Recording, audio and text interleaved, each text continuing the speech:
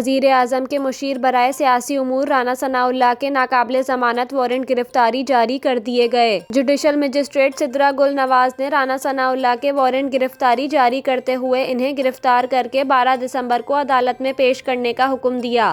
یاد رہے کہ رانا ثناءاللہ کے خلاف تھانہ سیٹلائٹ ٹاؤن میں درج مقدمہ عدالت میں زیر سماعت ہے۔ مقدمہ 16 اکتوبر 2020 کو گوجرانوالہ میں پی ڈی ایم جلسے کے روز درج کیا گیا تھا۔ ایف آئی آر میں کنٹینر ہٹانے اور پولیس اہلکاروں پر گاڑی چڑھانے کا الزام ہے۔ مقدمے میں خرم دستگیر، عمران خالد اور سلمان خالد بٹ پہلے ہی بری ہو چکے ہیں۔